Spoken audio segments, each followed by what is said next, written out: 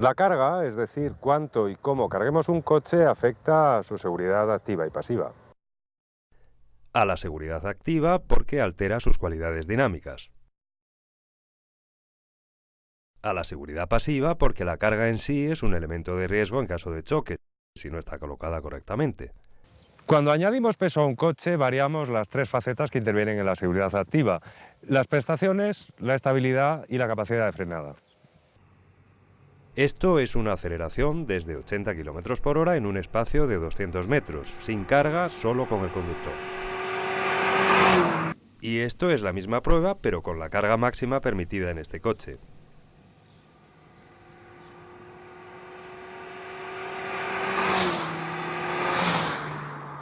Es decir, si vamos a circular por carreteras de doble sentido, hay que tener presente que la capacidad de aceleración ha disminuido y que los adelantamientos, por lo tanto, van a ser más largos que cuando íbamos en vacío. Con la carga aumenta el peso del coche y su centro de gravedad varía de posición. Por esos dos factores, la estabilidad queda alterada.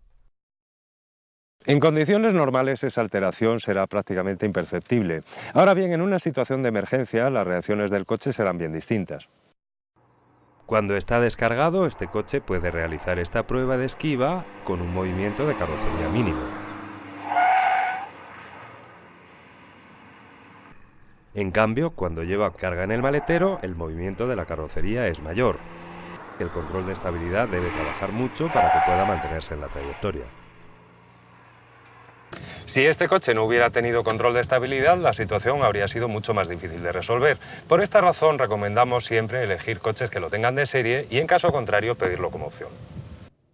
Si un equipo de frenos está bien dimensionado, que es lo normal en los coches actuales, es capaz de detener el coche adecuadamente incluso con su carga máxima.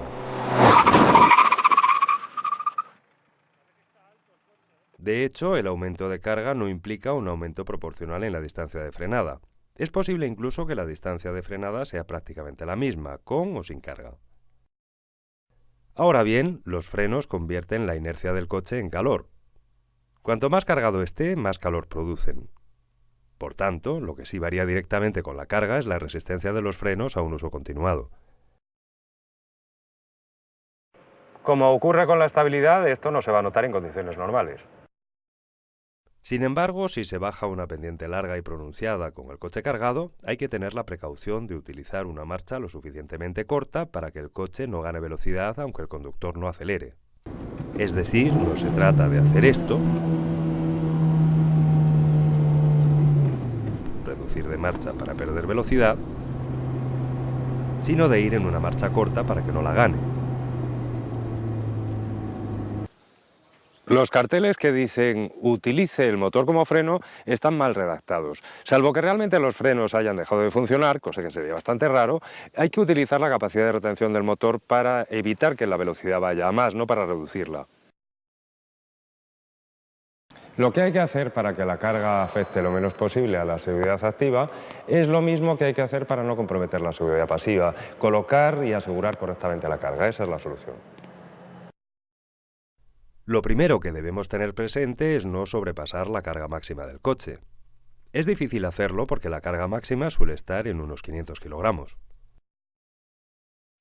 Eso sí, si va a viajar con 4 fornidos levantadores de pesas más el utillaje correspondiente, tenga en cuenta que no necesariamente los coches más grandes son los que pueden trasladar más peso. Hay dos reglas de oro para cargar el coche. Una es que los objetos más pesados deben colocarse en la posición más baja y más cercana al centro del coche que sea posible. Si lo hacemos así, por una parte limitaremos el efecto de la carga en la estabilidad. Por otra, limitaremos también el movimiento de la carga si ocurre una colisión. Colocar los objetos más pesados en el centro no es suficiente. Lo mejor es asegurarlos.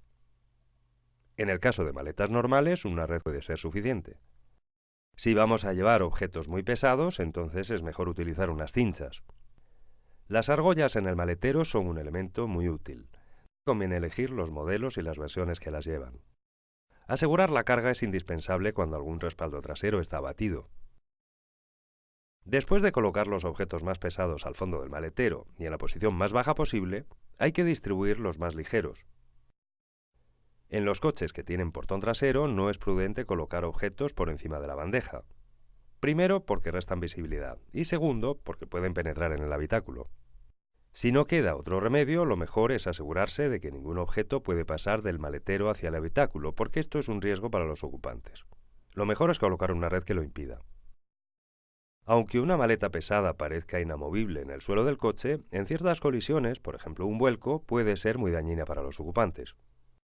Igualmente, los objetos pequeños deben estar asegurados, aunque parezcan inofensivos. En caso de choque se pueden convertir en un proyectil y, sin llegar a tanto, es un riesgo que se caigan y acaben bajo el pedal del freno en el momento más inoportuno. Cuando no todo cabe en el maletero, un cofre es preferible a una baca. El manual del coche especifica el peso máximo que se puede colocar en el techo. Y quien tenga que recurrir a un remolque, además de respetar los pesos máximos permitidos, tendrá que asegurarse de que está correctamente equilibrado. No es raro ver a coches que remolcan con la suspensión trasera completamente hundida. Eso puede significar que el remolque está presionando verticalmente sobre el enganche y eso perjudica por igual a la estabilidad y a la capacidad de frenada del conjunto coche-remolque.